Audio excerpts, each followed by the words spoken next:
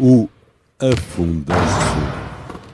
Sejam bem-vindos a mais um episódio de O Afundanço. Eu sou o Luís Janes e hoje vamos concluir o balanço da passada temporada, continuando com a valiosa presença do Paulo Ramos, uma das pessoas que mais acompanha o basquete algarvio, quer pela sua ligação ao ginásio olhanense, onde é responsável pelo marketing, quer pelo seu papel de comentador na FPB TV. Neste programa vamos analisar as restantes equipas do Algarve e depois, na parte final, vamos ter uma relação dos intervenientes que se destacaram durante a temporada. Em virtude do programa ter sido gravado há alguns dias, vou fazer algumas atualizações, começando por mais uma vitória do basquete algarvio e do Portimonense, que com a sua equipa de sub-14 conquistou a Taça Nacional do Escalão.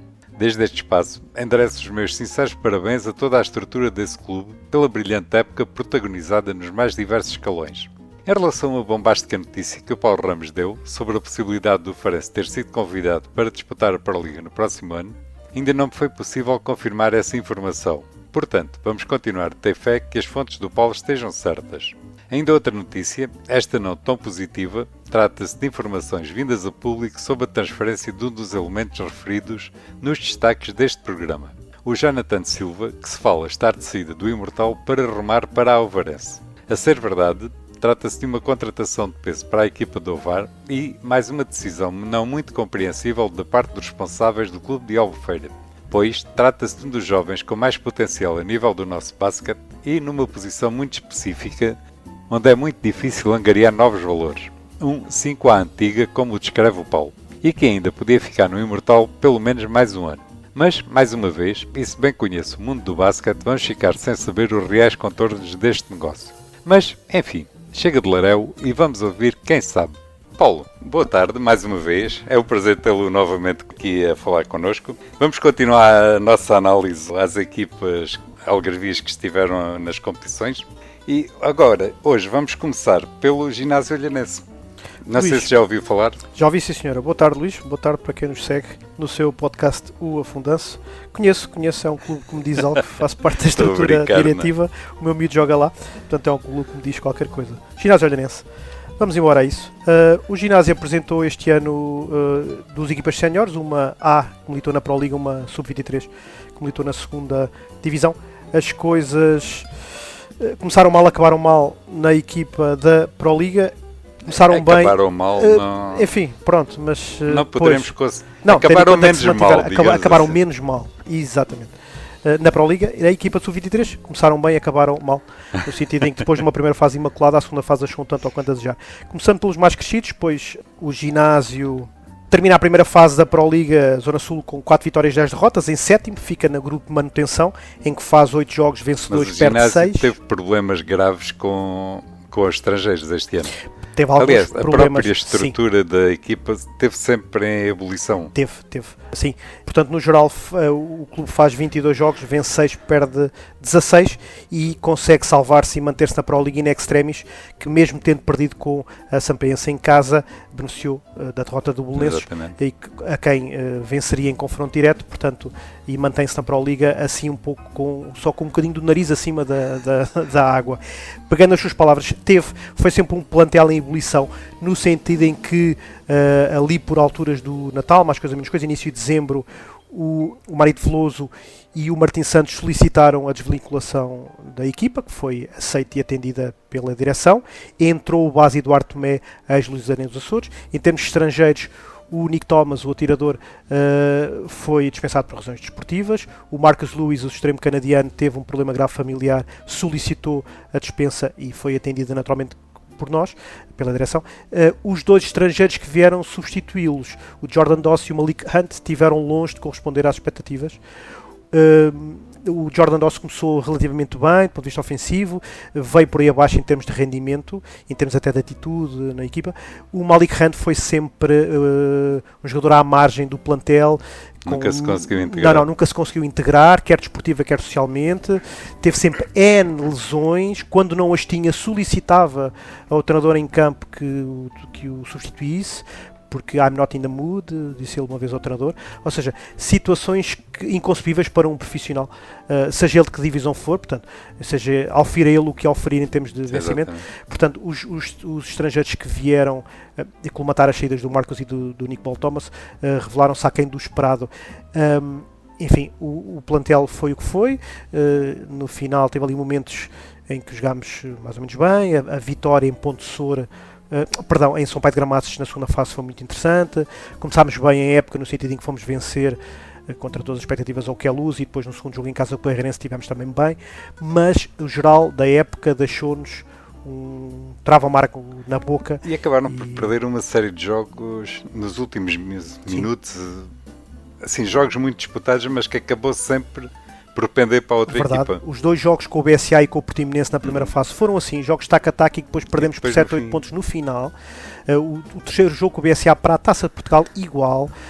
Mesmo até nesta segunda fase, o jogo com a Académica em casa e com o Maia Basket fora foram também assim, tiveram mais ou menos equilibrados, e depois no final não conseguimos acompanhar outra equipa, de maneira que foi uma época, e há que dizê-lo, para esquecer, e vamos procurar que a próxima época nos traga... Foi uma época cansativa. Sim, cansativa, em que chegou uma altura em que já estávamos todos à espera que ela acabasse.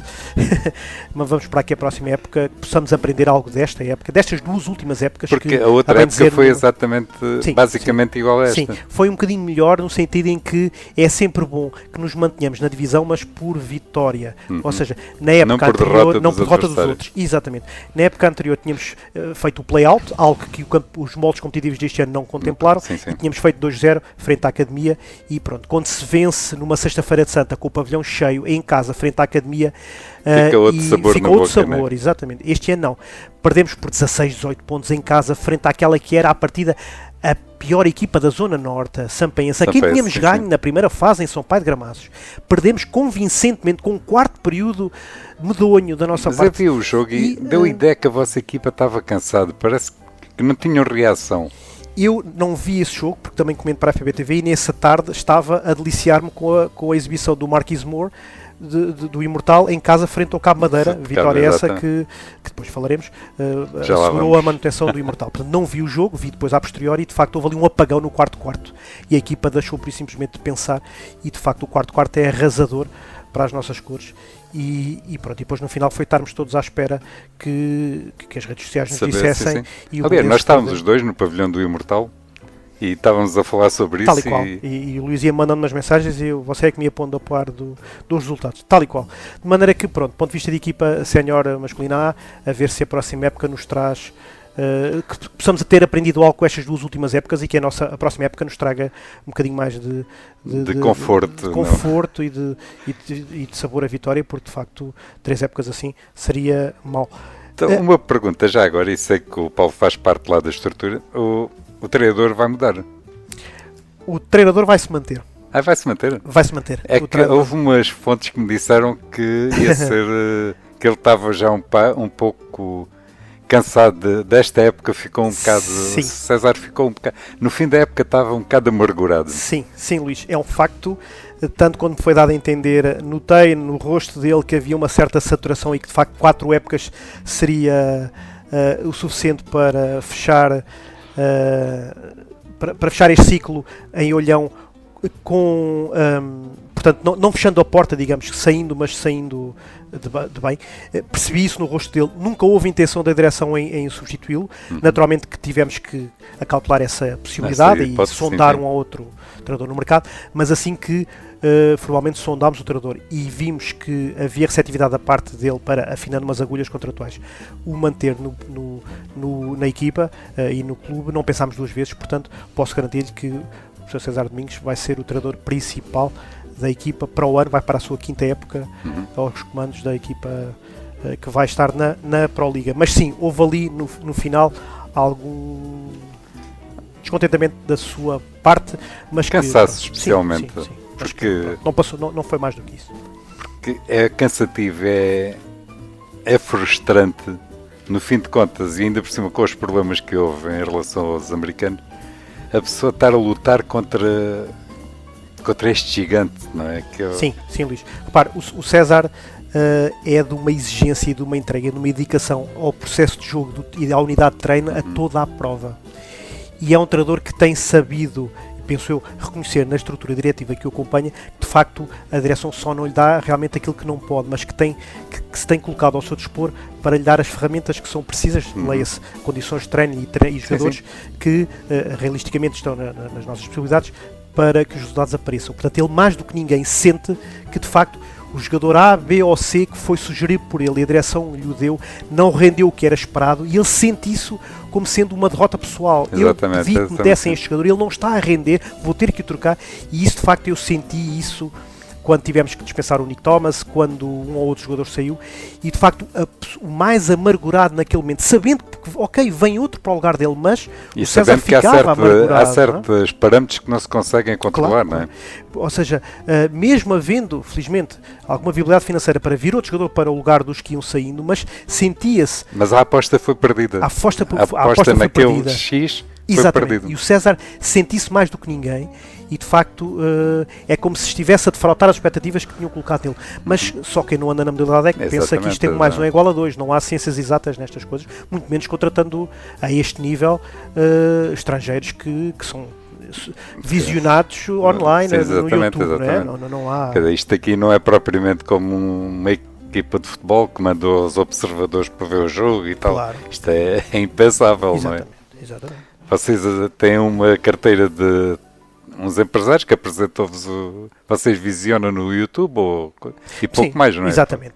Pouco mais hipóteses têm de conseguir controlar determinados parâmetros. O César, em articulação com o nosso diretor desportivo Pedro Carvalho, depois elabora o perfil do atleta que pretendem, a folga financeira que temos para, rodeamos do ou dos agentes desportivos para as contratações, que nos apresentam 1, 2, 3, 4 hipóteses que depois são visionadas por ambos e que chegam a um consenso, mas é sempre, a menos que seja um atleta que tenha estado no país, ou pelo menos na Europa, na época anterior, que já consiga ser visionado. Exatamente, que, como este ano a Sampdoria teve o Trey Bowman, que tinha estado há 2 épocas atrás em Olhão, o BJ que foi para Faro, tendo cá estado ano passado, o Keith Carter, que foi o MVP da Pro Liga no BSA, que tinha estado no Terceira Vasca na época anterior, mas a maior, 99% dos estrangeiros vêm pela primeira vez. Exatamente. E é sempre é uma carta fechada, não é? Uma carta fechada, um pau dois bicos. E de facto a época foi que muitas vezes até nem tem a ver com a realidade desportiva, tem a ver com a realidade cultural do própria pessoa. Sim. Porque antes de falarmos dos jogadores temos que falar das pessoas. Sim. E eles podem não se conseguir enquadrar Sim, Luís, no ambiente onde estão. É verdade. Eu este ano fui de alguma forma, o ano passado, mas mais este ano, acompanhando mais a dinâmica dos séniores e de facto estes atletas norte-americanos que vêm são normalmente muito jovens, vêm à procura do Eldorado, na Europa, etc. Mas depois colocam-nos perante entraves, perante pedras no sapato, exigências que são surreais, quer dizer, porque o jantar não tinha determinada coisa que ele queria, ou porque a roupa assim, ou porque a cama assada. Não está on the mood. Exatamente, ou porque não estou on the mood e quero que o coach me tire, ou porque a cama não tem este tamanho, ou por isto. E às tantas da manhã colocam-nos perante desafios que nós dizemos assim, mas what the hell? Quer dizer, mas a sério? Não é isto que eu estou... Mas quer dizer, mas a sério? E então, pronto, e foi isso que foi acontecendo um pouco ao longo da época. E de facto, dos 5 estrangeiros que passaram pela equipa este ano, o canadiano Marcus Lewis era um campeonato à parte. Com pessoa, foi o que unanimemente mais custou a toda a estrutura do clube que ter saído. Foi o Marcus Lewis, que foi realmente um campeonato à parte. Que era a aposta certa. Era de facto, e foi um atleta fantástico. Cumpria com aquilo que nós precisávamos em termos esportivos e em termos sociais. Era de uma personalidade a toda a prova. Eu recordo como se fosse hoje, ele, muito a custo de eu lhe ter perguntado se estava tudo bem em casa, ele lá me dizer, sim, está tudo bem, a cama é que é um bocadinho mais pequenina do que eu queria, mas eu não estou a criticar, está tudo bem, é só porque o Paulo está-me a perguntar, pronto, se fosse um bocadinho mais comprida, mas eu compreendo que, portanto, o medo que ele tinha de exigir era de uma educação a toda a prova e de facto não merecia que tivesse acontecido o que aconteceu e que o obrigou a ter interrompido a época. Mas pelo que o César me diz, ele deixou a porta aberta para eventualmente voltar. Estamos a tratar isso, exatamente. Pois. Estamos a ver se ele pode ser. Podem ser 2 boas notícias. A continuação do César, que eu acho que é uma mais-valia para o projeto. Nem mais. E o Marcus. E trazerem o canadiano, não é? Americano. Marcus Lewis. Portanto, em relação aos séniores, estamos mais ou Mais ou menos, conversados, né? falar muito Pois. rapidamente a equipa sub-23, que esteve também na segunda divisão, depois de uma primeira fase com apenas uma derrota, Exatamente. depois a segunda fase só com Foi derrotas, penosa a segunda foi fase. penasa com 10 jogos as derrotas, penso eu, portanto deixou um bocadinho a desejar, e pronto, era uma equipa em que o fluxo, alguns jogadores estavam sempre dependentes se Sim. o César precisava deles ou não para equipar, portanto era uma equipa que tão depressa tinha ganho os jogos todos antes, como depois foi a quarteira perder por 20 Foi ou outro 30 ritmo, com o para além Tubarões, do mais. portanto... Eu fui ver um jogo a Olhão, fui ver quando jogaram contra o Caluz, os Sub-23, e o Caluz tem uma equipa que Sim. cilindrou completamente o Sim, ginásio. o facto do Bruno Henrique nunca saber até bem perto da hora do jogo, enfim, salvo seja, com que jogadores poderia ou não contar, em função do que o César precisaria ou não para equipar, não é? e até Sim, por sim, uma sim. outra lesão, fez com que a mesma equipa que fez 10 ou 11 vitórias seguidas, foi a equipa que depois foi a quarteira perder por 20 ou 30 Sim, com o sim. Tubarões. Portanto, Teve, e depois fez a segunda fase que fez. Não é? Caíram um pouco. Sim, mas pronto. Pagaram um bocado a juventude e a inexperiência. E pronto. Quero fazer uma pergunta, não leva mal. Não, mas, não leva. Diga, diga. será que, tendo em consideração a realidade do ginásio, justifica-se uma equipa de sub-23? Estamos a falar de custos. É uma equipa que acaba por ter custos. Sim, depois tem, e só e Será numa que- segunda fase, será só em que termos te- de exatamente. alojamento, De transporte, de deslocação, tem, e de que maneira? Essa é uma boa questão, Luís, e eu vou-lhe responder com toda a honestidade. Eu, enquanto diretor, não seria das minhas prioridades ter uma equipa sub-23, mas o coordenador técnico do clube, Bruno Henrique, tem uma Sim, eu opinião falei com ele e ele oposta, considera que... e ele acha que é importantíssimo para se dar experiência, traqueios, minutos, não só aos atletas menos utilizados na equipa da Pro Liga, o Miguel Pino, o João Serra, o Alex Fortes, etc., mas também para os que, sendo sub-18, ou tendo já sido sub-18, e que já não eram, caso do Simão Ascensão, do Daniel Stávila, que depois foram recuperados para a modalidade à meia da época, são atletas nos quais ainda vemos algum potencial, mas que estão ainda em termos competitivos longe daquilo que a Pro Liga pede, e o Bruno Henrique entendia que era o cenário perfeito para eles evoluírem como jogadores. Pronto, a beleza da modalidade e a democracia é mesmo esta, é nós acharmos Claramente, temos opiniões claramente. ligeiramente diferentes, mas ele como coordenador técnico está no terreno e tendo lá agremando o diretor desportivo e havendo disponibilidade para, fez-se a equipa Exatamente. sub-23 nesse Só estou a perguntar pressuposto. porque, como é lógico, não há nenhum clube aqui nesta zona que a manta seja comprida. E quando a manta é menos comprida, às vezes tapar uma parte destapa-se a outra. sim, isso foi claramente evidente no nosso clube, sim. A única manta que vai alargando e encolhendo é talvez mesmo a do Imortal, porque as outras mantas são todas do mesmo tamanho, muito curtas, para não é? tapar de um lado destapam do outro. Mas sim, respondendo muito concretamente à sua questão, eu diria que talvez não fosse o mais prioritário num clube que luta diariamente com dificuldades de transporte, de espaços para treinar, etc, etc. Mas também é verdade que vocês têm os jogadores para formar essa equipa. sim, Portanto, está lá material humano. até Se não porque houver, onde é que estão? Onde é que ficam, não é? sim, até porque entre atletas de equipa A com menos minutos, alguns atletas que já não eram sub-18, portanto, mas não estiveram inscritos de início da época, sobraram poucos aqueles que estiveram, entre aspas, que buscaram os sub-18.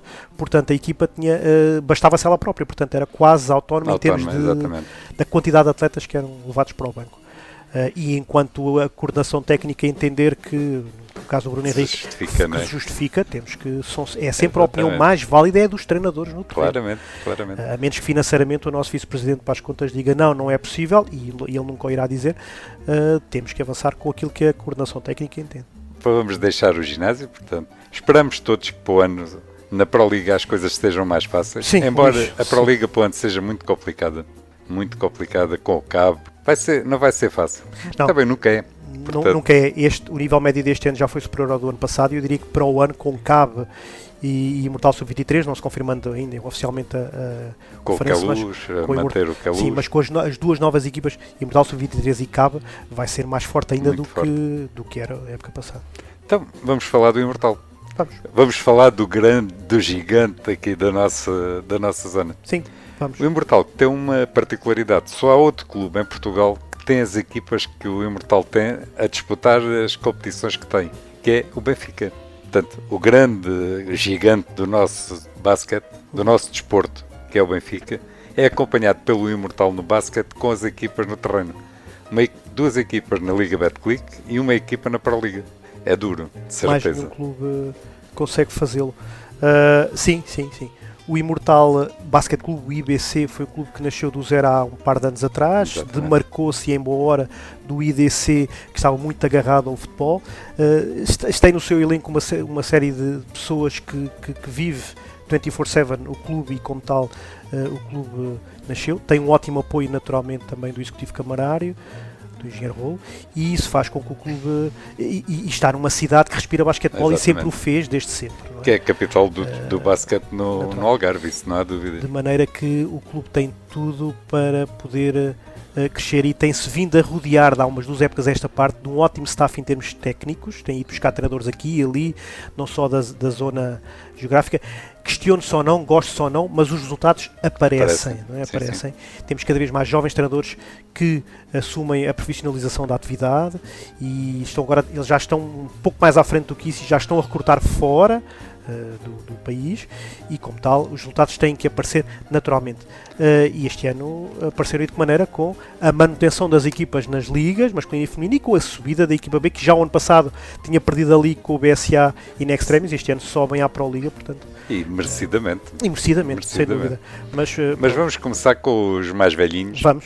Mas para grande nau, grande tormenta, como diz Verdade, o outro, não é? verdade. O Imortal este ano foi um ano Luz e Gás foi complicado. um ano atípico. Eles fazem uma primeira fase em que acabam em oitavo, com 22 jogos, 9 vitórias, 13 derrotas. Na segunda fase, já no grupo B, fazem 4 vitórias, 6 derrotas, e salvam-se de descer à Pro League em Extremis no último jogo frente ao Cabo Madeira, muito por culpa de um senhor que foi depois o MVP da competição, inteiramente justo, diga-se, Marquise Moore, que, e eu vou apenas frisar, destacar individualmente este jogador, e não o farei mais ao longo destes 2 podcasts, que no jogo em que a equipa mais precisou dele para se manter na Liga Betclic masculina, o Marquise Moore marca 31 pontos, ganha 23 ressaltos, 7 assistências, um desarme lançamento, 9 faltas sofridas, para 58,5 de índice MVP. Eu não sei se algum jogador fez mais índice MVP no jogo do que ele. 59,5 é monstruoso. É monstruoso. Portanto, é um jogador que, perante isto, Pouco a há a equipa, dizer, não é? pouco há a dizer. Portanto,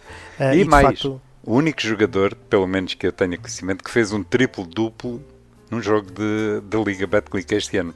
Para quem não está muito dentro da modalidade, triplo-duplo significa que, pelo menos em 3 das componentes estatísticas, conseguiu números na ordem das dezenas. o que não é muito fácil. Não é nada fácil. É habitué noutras realidades, nomeadamente na NBA, vemos isso com frequência, mas na nossa realidade, mesmo até em termos de Euroliga, em termos europeus, não é muito nada frequente, normal. não é muito frequente. A equipa de facto começou relativamente bem, teve ali, mas nunca foi regular, nunca foi constante, e depois a segunda fase foi penosa, culminou também com a saída da equipe técnica Luís Modesto É um para o assunto Sérgio. que ainda está muito mal explicado.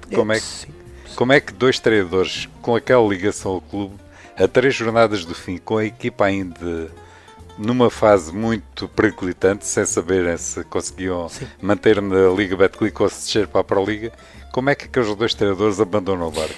Sim, é um Porquê? facto. É a pergunta do milhão, não é? Sim, é um facto que talvez um deles ou ambos se possam sentar aqui na cadeira onde eu estou daqui a um par de semanas e lhe possam em primeira mão responder e dar-lhe esse exclusivo, porque eu de facto também me questiono a mim próprio. A única coisa que não se lhes pode sacar é falta de gosto, falta de profissionalismo e falta de identidade com o clube. Ou seja, e a ideia que dá é que às vezes é preciso sairmos da casa que tão bem nos fez onde estamos crescer, onde estamos há tantos anos, para bem da própria casa. Sim. Se entendemos naquele momento algo não está bem, ou porque somos nós parte do problema, ou porque não estamos a conseguir resolver o problema e teremos que dar lugar a outro, a bem da casa onde estamos, e porque gostamos dela, e eles entenderam sair. Agora, de facto, se há 2 imortais dos 7 costados, são o Paulo Sérgio e o Luís. Por isso é que eu acho, Modesto, eu não estou a discutir a saída, porque isso, entradas e saídas, vai acontecer, nunca vai deixar de acontecer. Por exemplo, na equipa feminina, o Ricardo Chufre saiu no fim da época. Sim. Tranquilo, acabou a época, foi-se embora.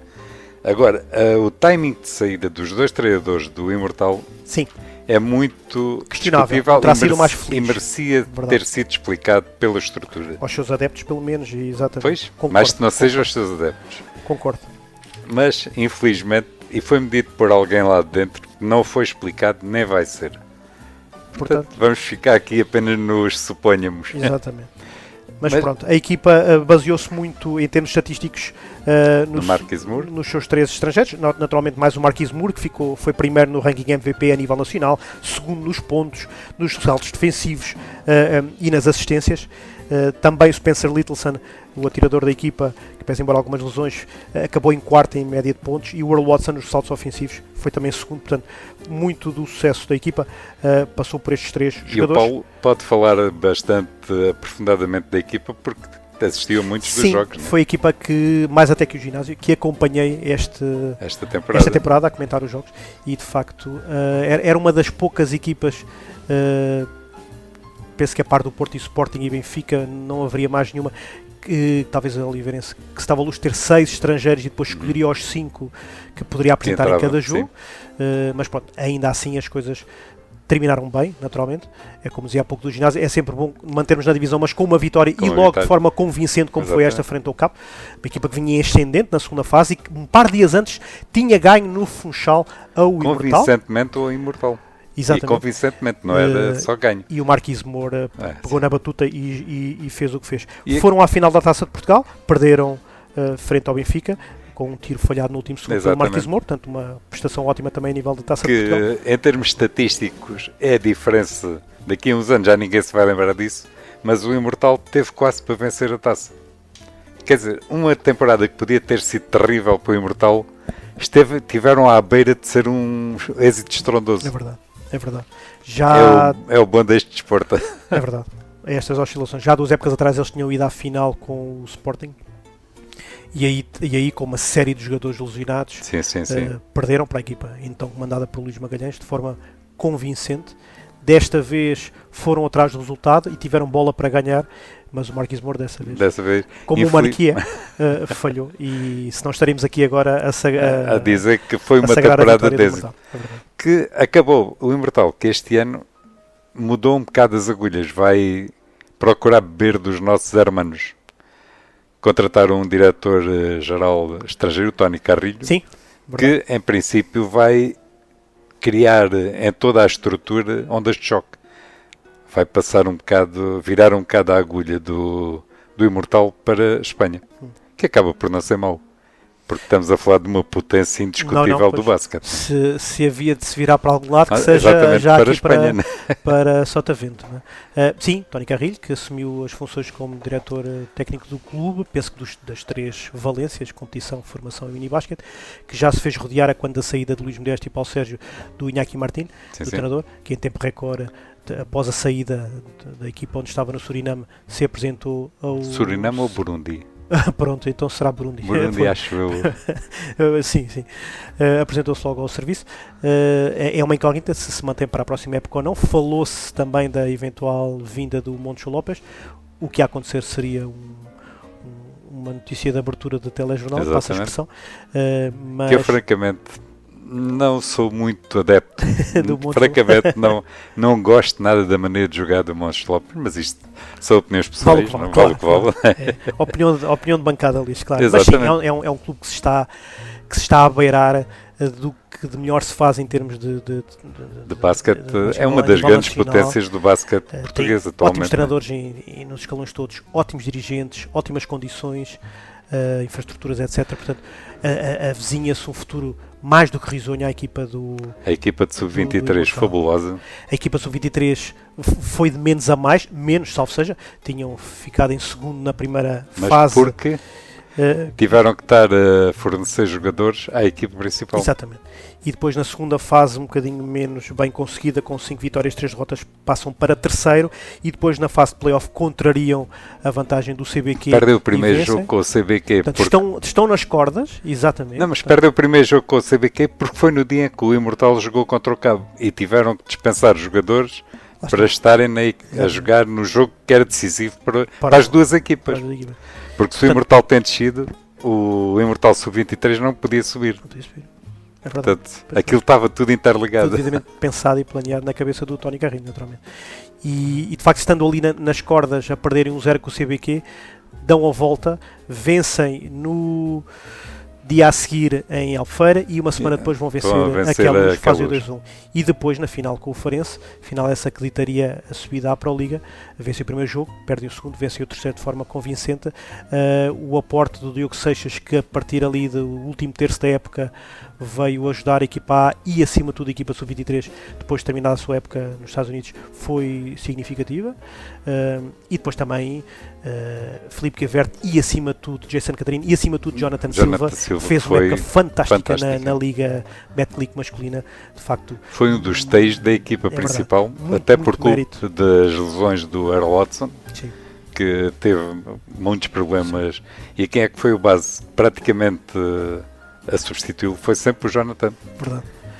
E aí todo o mérito para o Luís Modesto, que apostou, confiou, acreditou no Jonathan Silva, deu-lhe os minutos que ele precisa e ele depois mostrou, correspondeu em campo e de facto fez uma época de encher o olho na Liga Betclic. E depois juntamente com o Filipe Quevert, viu-se de facto a predisposição que eles têm para a intensidade que colocam defensiva e ofensiva profissionais, e a predisposição para o ressalto ofensivo foi qualquer coisa de fabuloso que não é vista naquela primeira divisão e que fez toda a diferença. Aliás, foi um dos grandes diferenças em relação às outras equipas e que fez com que as outras equipas balançassem muito, foi a pressão defensiva. Sim. Que o Imortal obrigava os outros jogadores os outros jogadores praticamente quase nem conseguiam pensar. Sim. Nós, um dos jogos, acho que foi o primeiro jogo da final, o Rafael Wilner fez 4 pontos.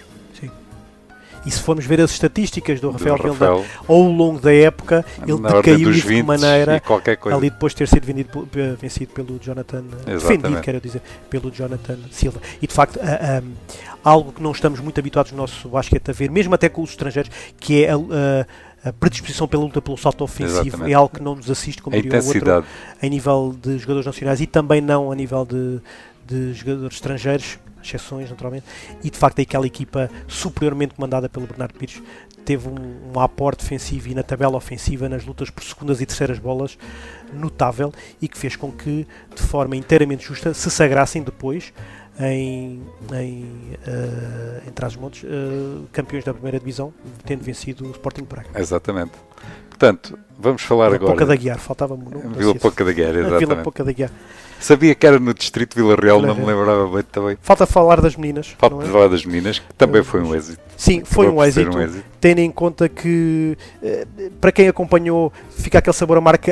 Os últimos 4, 5 jogos da fase regular foram madrastos, foram nefastos, saldaram-se por derrotas. A equipa consegue in extremis, já tinha andado ali pelo 4º lugar, consegue in extremis o 8º lugar. A diferença, nós podemos dividir o campeonato das femininas em 2 partes, antes da Taça Federação e depois da Taça Federação. Até à Taça Federação a equipa conseguiu vencer praticamente os jogos todos. Foram à final da Taça Federação, foram derrotados pelo Benfica e a partir daí não ganharam um único jogo. É verdade, depois tiveram aquelas 5-6 foi uma série seguidas. De 6, 7, não me lembro bem, tiveram periclitantes para conseguir o 8º lugar, tiveram quase a perdê-lo. Mas conseguiram mantê-lo. Conseguiram manter-se. O que tendo em conta que é uma equipa que vem da primeira divisão, é ainda assim muito, muito meritório. Portanto, tiro o meu chapéu ao trabalho efetuado pela equipa comandada pelo Ricardo Schuffer. A equipa, a análise que eu faço é que de facto 2 das 3 estrangeiras em termos de rendimento deixaram a desejar. Muito. Uma delas, Alice Lisboa, que vinha rotulada com um grande palmarés, mas ao que parece veio lesionada e nunca recuperou 100% o seu rendimento. A Victoria Reynolds, a norte-americana naturalizada ruandesa, também deixou um pouco a desejar. E a Mónica foi fantástica. A Victoria Reynolds parece que nunca conseguiu integrar-se tal e qual. No espírito do grupo. Sim. Depois também teve um par de jornadas que foi representar o Ruanda ao Afrobasket, portanto também, se já pouco entrosada estava, pior ficou, né? E de facto, porque o rol de portuguesas ao serviço do Ricardo Schuffer era muito, muito bom. Já sabemos que uma série delas foram oficialmente a Mónica, anunciadas. A Mónica Pereira, a brasileira, fez uma época fabulosa, foi para a União Esportiva. Ela que tinha sido estrangeira, ela que se adaptou muito bem, teve um início de época.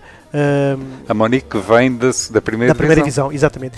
E eu tive na altura a oportunidade de falar ali à quarta, quinta jornada com o Ricardo Schuffer, ele disse-me, calma que ela está ainda a subir, a adaptar-se aqui a esta realidade de liga, mas vai explodir, e de facto a Mónica Pereira foi é uma jogadora fabulosa. Aliás, houve um programa que eu disse que o Imortal tinha que se acautelar e que, se fosse possível, fazê-la já assinar um contrato para o ano seguinte. Infelizmente não foi o caso. Sim, eu diria que as armas financeiras que o Sportiva tem não são aquelas que o Imortal conseguirá ter. Infelizmente. E o Sportiva foi, e muito bem, reforçar-se com a Mónica Pereira. Ainda assim, foi quinta nos saltos totais e segunda nos ofensivos em termos gerais de liga. A Joana Ramos, uma das bases da equipa, foi segunda nos lances livres e terceira nas assistências. Portanto, a equipa esteve sempre muito bem comandada com as duas bases que teve, e a Rosinha Rosário e outras, a Erika Batista, tiveram muito bem. Portanto, penso que o Imortal, se tivesse tido um bocadinho mais de sorte naqueles dois lugares vitais, fulcrais, da Aldice Lisboa e da Victoria Reynolds, poderia ter almejado outros voos e poderiam estar a falar de alguém, de uma equipa que tivesse ficado nas quatro primeiras. Podiam ter conseguido evitar o Benfica nos playoffs e conseguir avançar pelo menos mais algumas eliminatórias. E ainda assim foi a equipa que conseguiram impor uma derrota ao Benfica. E pôs a primeira derrota oficial ao Benfica logo no primeiro jogo dos playoffs. Ainda fez aquilo, e no segundo jogo e terceiro luto. O terceiro ainda tremeu, o segundo não tanto, mas o terceiro o Benfica ainda tremeu um bocadinho. Porque eles desistiram muito depressa do jogo. Deu uma ideia. Mas foi muito meritório. Verdade. Infelizmente, para o ano vai ter que ser tudo reconstruído, a começar pelo treinador, que ainda não sabemos quem é, não é? Sim. Portanto, o Ricardo Schuffer entendeu que era terminado o clube, e então vai ser uma das incógnitas saber. Sim, até porque já anunciaram a saída de umas 6, 7 jogadores. Portanto, sim. Vai ter que ser tudo reconstruído. Tudo novo, é verdade. Mas tendo em consideração o clube que é, em princípio já está tudo pensado. Mais do que pensado. Sim. Porque se há um clube que eu tenho a certeza que está a encarar o basquete com seriedade, é o Imortal. Sim. Porque para além destas três equipas que estamos a falar, eles tiveram os sub-18 nos 4 melhores nacionais, sub-18 masculinos, e estiveram nos 4 melhores nacionais e deram-se ao luxo de dispensar um jogador que faz toda a diferença. O Salvador Vico nem sequer foi jogar as finais nacionais porque teve a disputar a final nacional da primeira divisão. É um jogador que é fulcral, seja qual for a equipa onde esteja a jogar. Sim. Vai ser um dos grandes jogadores de basquete portugueses. Isso já podemos quase de certeza garantir. Sim, é um dos atletas que eu tenho aqui para destacar no final do programa. E nas sub-16 femininos também conseguiram atingir as 4 melhores equipas nacionais. Portanto, o Imortal está em grande, está próspero. Está com saúde e recomenda-se. Exatamente. Então, agora passamos para outra das grandes vencedoras da competição deste ano, que é o Portimonense. O Portimonense, é verdade. O Portimonense que subiu pela primeira vez na sua história à Liga Betclic masculina. Tem também uma subida fulgurante no sentido em que sobe após apenas 2 épocas na Pro Liga. Portimonense, Sport e Pesca, faz uma primeira fase em que termina em terceiro, com 8 vitórias e 6 derrotas. Na segunda fase, já no grupo de promoção, termina em segundo, com 6 vitórias e 2 derrotas. Portanto, faz um total de fases regulares em que faz 22 jogos, 14 vitórias e 8 derrotas. E depois nos play-off vence o BSA por 2-1. Vence o primeiro jogo em Santo André, perde o segundo em Portimão e na Negra vence. E depois na final, já com o lugar garantido na Liga, enfrentaram a besta negra deles, que o Galomar, que era uma equipa de facto de outra realidade. Sim, porque o Galomar, sempre que jogou contra o Portimonense, espetou-lhe sempre grandes derrotas. Sim. O Portimonense nunca conseguia encaixar na maneira de jogar do Galomar. Recordo-me que até foi um jogo que eu comentei para a FBTV, o jogo ainda na segunda fase da fase regular, portanto, que o Portimonense fez com a Galomar em Portimão, em que se ganhasse, assegurava logo a subida como vencedor da fase regular. E perderam por 40 pontos e nunca estiveram sequer no jogo. Exatamente. Depois de um início de 1-0-2-0.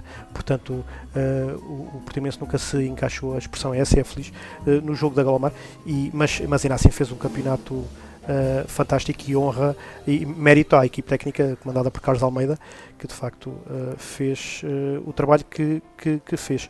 Em termos de individuais, há a registrar André Calabote, que ficou em segundo a nível nacional na média de assistências. E o Portimonense, enquanto equipa, foi terceiro nos pontos marcados, na percentagem de 2 pontos, nos saltos defensivos e totais, foi primeiro nas assistências de toda a Pro League e nos roubos de bola e nas faltas sofridas, foi terceiro no ranking MVP, foi segundo nos desarmes de lançamento. Portanto, uma equipa que, enquanto coletivo, curiosamente, depois em termos individuais, teve apenas o Calabote como segundo melhor passador, mas depois em termos coletivos apresenta sempre nos rankings. Ou seja, o que diz muito da filosofia de jogo de Carlos Almeida. Exato. Aqui neste Portimonense, cumpre fazer o papel do diabo, mais uma vez. Como fizemos com o Ferragudo, qual é que acha que vai ser as hipóteses do Portimonense na Betclic? Sim, Porque é sempre o grande problema de uma equipa que sobe para uma realidade que é completamente diferente de tudo o que acontece. Exatamente, a realidade mais diferente é que as equipas que vêm da Pro Liga apanham na Liga. De segunda para a primeira e de primeira para a Pro Liga as coisas, enfim, mais americano, menos americano, são mais ou menos equilibradas. De Pro Liga para a Liga as coisas são muito diferentes. Mas recordar apenas que o Portimonense começou muito bem a época, foi vencedor do troféu António Pratas. Sim, exatamente. Venceu o Iliabum, na final. Fez um jogo para a Taça de Portugal e perdeu. O que é que se pode esperar do Portimonense? Eu espero, o que eu sei é o que é que eu não quero esperar. Não quero esperar uma época igual à do Sangalhos. Que, exatamente. De facto, o Sangalhos que acaba por ser um bocado de espelho do que não se deve fazer, não é? Do que não queremos, e foi uma equipa que não regateou esforços, trocou 4 dos seus 5 estrangeiros à meio da época, vieram 4 angolanos. A meio da época, reformulou a filosofia toda da equipa, não é? E mesmo assim não surtiu efeito. É isso que eu não quero para o nosso Portimonense, ou seja, quero acreditar que a equipa tem, parece-me, uma profundidade em termos de jogadores nacionais que o Sangalhos não teria. O Sangalhos tinha dependido muito do Steven Julian, do estrangeiro que nós conhecemos bem aqui de Olhão, e do Malik Marchetti, para subir. E em termos de nacionais, de jogadores nacionais, nunca tinha tido um grande aporte na Pro Liga, e isso depois refletiu-se na Liga. Foram buscar o Aniel Brito, que depois acabou a época até no BSA, na Pro Liga, e o resto era a prata da casa. Desse ponto de vista, mesmo, e eu não acredito que seja, mas mesmo que o Portimonense não se esforce com os jogadores nacionais, e eu acredito que vá fazê-lo, mas quem tem um André Calabote, quem tem um Faial Pereira, quem tem um Dulcínio, quem tem um Alexander Forster, tem garantido, juntamente com os 5 estrangeiros que a competição permite, uma certa profundidade de plantel. E que se calhar em princípio vai manter alguns.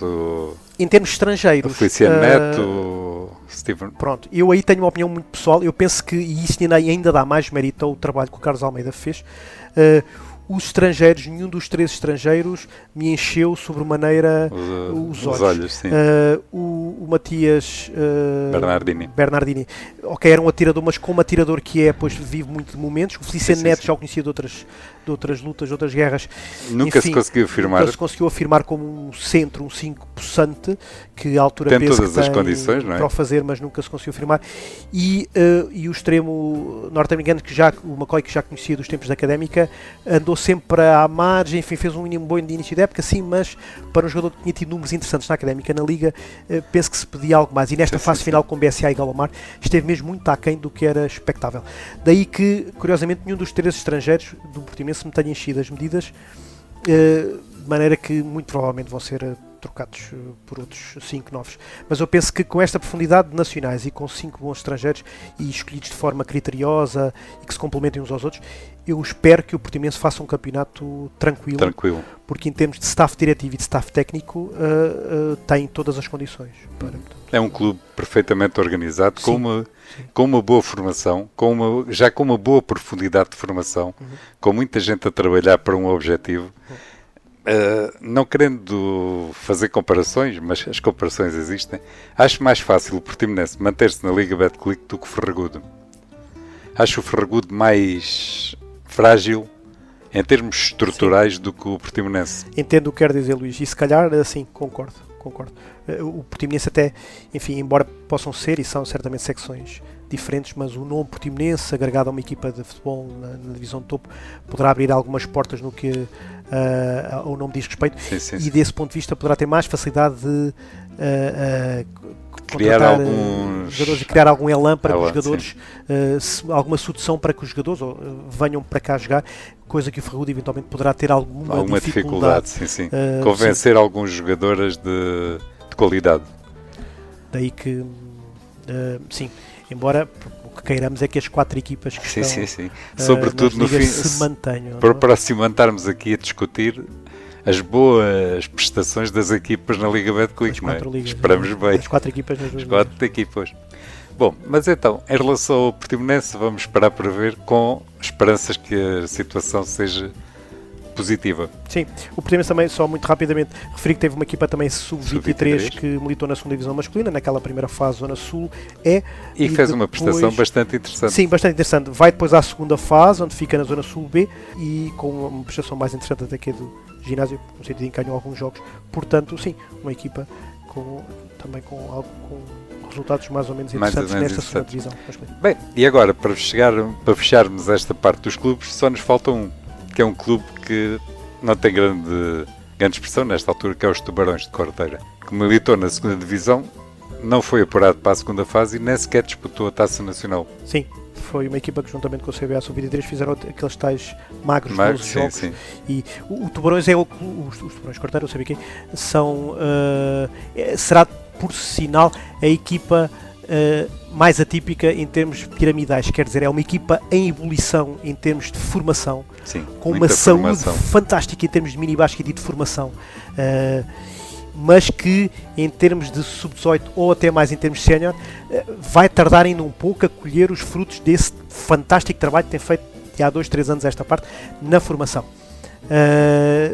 Portanto, é a equipa que tem menos ligação neste momento, menos conexão de sub-16 para baixo, com depois o que apresentam em sub-18 e séniores, não é?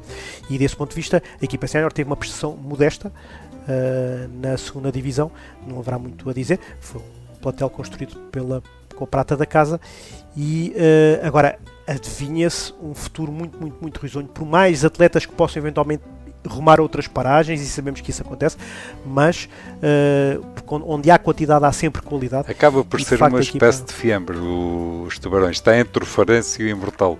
Tudo o que seja jogadores de qualidade acabam por ser seduzidos por outras realidades. Não é? Penso que nesta quantidade imensa de minis que têm, de sub-14, e com o excelente trabalho que estão a fazer nestes escalões iniciais de formação, minis, sub-14 e sub-16 acima de tudo, o futuro só se pode adivinhar risonho. Exato. Portanto é uma questão de terem paciência e daqui a 3, 4 anos. Os Tubarões têm uma especificidade para mim. Quando eu era treinador, fui treinador de feminino, os Tubarões eram uma das grandes equipas femininas do Algarve e de repente deixaram de trabalhar o feminino. Sim. Os Tubarões, durante umas épocas, foram a única equipa de séniores femininos na região. Na região, exatamente. Exatamente. Com até alguma capacidade para poderem ir buscar treinadores fora, alguma outra jogadora fora, e este ano optaram por não ter. Não estou certo se tiveram ou não a equipa de séniores femininos na época passada, mas de facto o setor feminino, em especial o setor sénior feminino, poderá ser o tendão daqueles desta saúde basquetebolística que a região evidencia.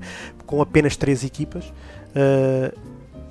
Embora 2 delas, enfim, na Liga, vamos esperar que outras se juntem. É uma pirâmide um bocado desajustada, desajustada, completamente. 2 equipas na Liga, 0 na primeira divisão, 1 na segunda divisão.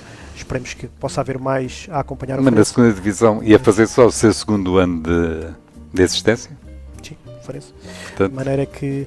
Mas sim, o Tubarões só pode estar contente com o que lhes reserva o futuro a médio e longo prazo, porque mais a curto, médio prazo, mais a curto do que a médio, porque de facto os resultados da formação vão aparecer aí, portanto é uma equipa que daqui a um par de épocas vai galgar divisões. Sim.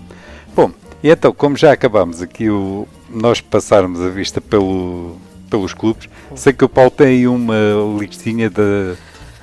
Tenho, eu queria só muito rapidamente falar muito por alto do que as equipas de formação fizeram e do que as nossas seleções também fizeram, e um ou outro destaque individual que gostaria de dar. Em termos de formação, nos sub-18 masculinos apresentámos 7 equipas no campeonato regional. O campeão regional foi o Imortal, o vice-campeão, o Tubarões. O Imortal depois fica em 4º no campeonato e o Tubarões ficou-se pela 5ª posição na primeira fase da Taça Nacional. Nos sub-16 masculinos tivemos 14 equipas no regional. O Portimonense vence, o Tubarões de Corteira é segundo, o Portimonense fica em 3º depois na primeira fase do Campeonato Nacional, e aí termina a sua prestação. O Tubarões fica em 3º na primeira fase da Taça Nacional. Nos sub-14 masculinos tivemos 14 equipas no Campeonato Regional. O campeonato foi vencido pelo Portimonense, em segundo o Tubarões, em terceiro o Ginásio, equipas que foram às competições nacionais. O Ginásio vence a eliminatória de acesso ao Campeonato Nacional, frente ao Montijo, fica em segundo na primeira fase e em sexto na segunda fase. O Tubarões fica em segundo na primeira fase e em quarto na segunda fase do Nacional. O Portimonense, ficando em terceiro na primeira fase, transita para a Taça Nacional, na qual fica em primeiro, e pode sagrar-se campeão da Taça no próximo fim de semana, na fase final, que vai organizar em Portimão, já neste 17, 18, penso eu, sábado e domingo. Joga com a equipa açoriana nas meias finais de sábado às 5 e depois. Isto no que em masculinos diz respeito. Em termos femininos, 6 equipas no Regional de Sub-18 femininos, vencido pelo Ferragudo, em segundo o Imortal e em terceiro o Portimonense. O Ferragudo depois faz quinto lugar na primeira fase do Nacional, o Imortal faz segundo lugar na primeira fase da Taça e quarto lugar na segunda fase da Taça. O Portimonense foi também para a Taça Nacional, onde ficou em terceiro na primeira fase. Nos Sub-16 femininos, 7 equipas no Campeonato Regional. Este campeonato foi um tanto ou quanto atípico, pela razão que já vou dizer. O Imortal fica em primeiro, o Portimonense em segundo, o Ginásio em terceiro, Ferragudo em quarto. Havia 5 vagas para as competições nacionais, logo o Farense, quinto lugar, quinto classificado no Campeonato Regional, foi também convidado e aceitou fazer parte da Taça Nacional. O Imortal faz segundo lugar na primeira fase do Nacional, vence a fase intermédia e fica em quarto na fase final do Nacional, como já tínhamos a oportunidade de referir. O Portimonense faz quinto lugar na primeira fase do Nacional e por aí ficou. O Ferragudo faz um primeiro lugar na primeira fase da Taça, depois na segunda fase fica em quarto. O Ginásio fica em segundo lugar na primeira fase da Taça e depois passa à segunda fase, onde fica em segundo também. O Farense, na primeira fase da Taça, fica em quinto lugar. Os Sub-14 femininos, 8 equipas no Campeonato Regional, vencido pelo Portimonense, segundo lugar para o Tubarões, terceiro para o Ferragudo. O Portimonense depois faz terceiro lugar na primeira fase do Nacional e quarto na primeira fase da Taça, transita depois do Nacional para a Taça. O Tubarões, após o terceiro lugar na primeira fase do Nacional, vence a eliminatória sul e fica em terceiro lugar na primeira fase da Taça. O Ferragudo vence a eliminatória sul, acede ao Nacional, fica em segundo e depois, na segunda fase do Nacional, fica em sexto. Portanto, isto é assim, rapidamente, um resumo do que foi as prestações das nossas equipas. Quer dizer que os nossos jovens continuam a ter grande atividade em termos nacionais. Sim, sim. E acabam por chegar a uma idade já mais avançada, já com muito calmo, muito traquejo. Sim. Chegam à parte final da formação ou até sénior já com muito contacto com equipas de com fora. Equipas de outras realidades. Sim, e é também de notar, e daqui mais uma vez, tiro o meu chapéu ao trabalho que a equipa mandada pelo DTR Orlando Faustino faz, a quantidade de equipas que temos nos vários escalões, nos vários campeonatos regionais, e sabemos que isto nem sempre é fácil. As pessoas não têm a noção do trabalho que dá organizar e gerir toda esta mole. Estamos a falar de centenas e centenas de praticantes, treinadores, dirigentes, todos os fins de semana e durante a semana a terem que gerir as suas vidas E de facto, a ideia também que passa é que a esmagadora maioria dos clubes filiados à Associação de Basquete do Algarve têm equipas na quase totalidade dos escalões de ambos os géneros, o que é fantástico. Falar também na 15ª edição da Festa do Basquetebol Juvenil, que ocorreu aqui em Albufeira, como sabemos, para alturas da Páscoa, em abril. O Algarve conquista um quinto lugar em Sub-14 masculinos, Sub-14 femininos e Sub-16 masculinos e um brilhante terceiro lugar em Sub-16 femininos. Puxar um bocadinho o filme atrás, porque foi ali entre o final da época 21-22 e o início desta, já tínhamos o julho entrado, nas festas nacionais do minibasket, em Passos Ferreira, os nossos rapazes ficaram em primeiro, foram campeões nacionais.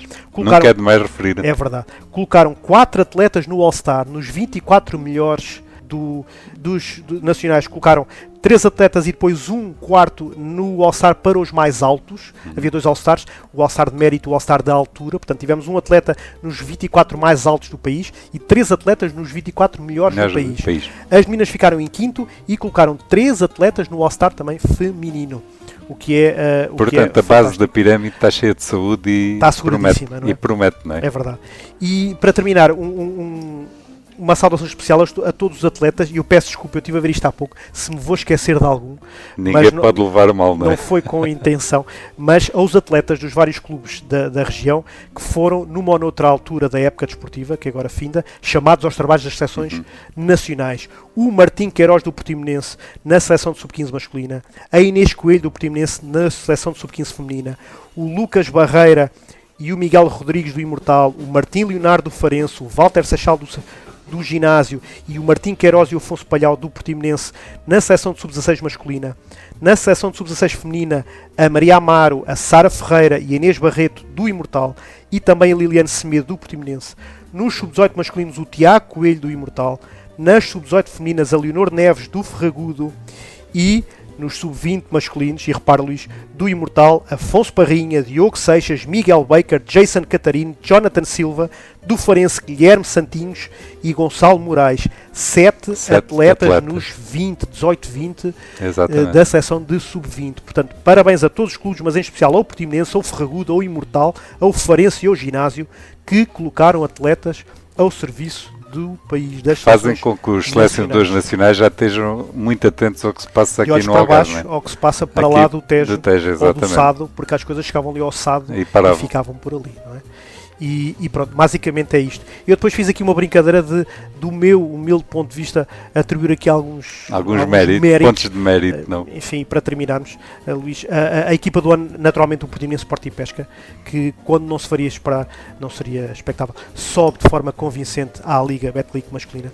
O atleta do ano não pode ser outro, Marquise Moore, foi o MVP da competição e faz aqueles números astrondosos. Sem espinhas. O atleta de formação do ano, e já há pouco o Luís referiu, Salvador Vito, que fez uma prestação fantástica no Sub-18 e foi o MVP da final da primeira divisão, da equipa Sub-23, da primeira divisão, uma de séniores. Fabulosa.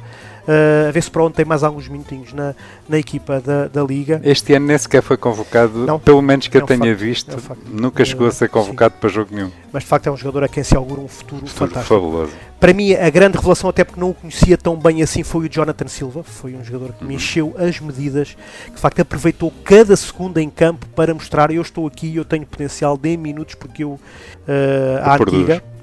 O treinador do ano para mim, José Calabote, que com todo aquele enquadramento tão periclitante ali em Ferragudo, consegue levar a equipa à Liga. Portanto, é um feito fantástico.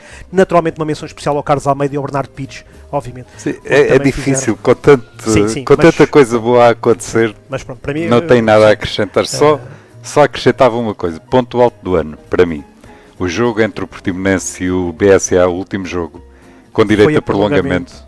Com uma vibração enorme do público. Sim. Os dirigentes do Portimonense a terem que ir buscar os jogadores que estavam na bancada para conseguir dar lugar às pessoas que estavam lá fora à espera de vez. E não havia um único lugar naquele pavilhão, até mesmo os espaços entre os bancos estava tudo ocupado, e uma vibração durante o jogo inteiro. Aliás, eu sei que o Paulo esteve lá. Comentar esse jogo para a FBTV e de facto para mim foi o ponto alto do ano em termos basquetebolísticos. Comedido mais sóbrio nos comentários, mas naquele enquadramento era difícil, sem dúvida. Muito mais. Depois tivemos na semana a seguir o Imortal Cabo, que foi também um ponto alto. Este ano é difícil particularizar este ponto daquele. Sim. E esta final Farense Imortal Sub-23 foi fabulosa também. Fabulosa, sim. Dentro da sua especificidade, sim. Foram dois estilos completamente diferentes, duas filosofias de clube completamente diferentes, que eu acho que o Farense pecou porque não tem a estrutura do Imortal. Só para dar um exemplo, o Imortal tinha o treinador, o Bernardo Pires, que só por si é um garante, e depois tinham o Inaki Martin a dar-lhe apoio no banco.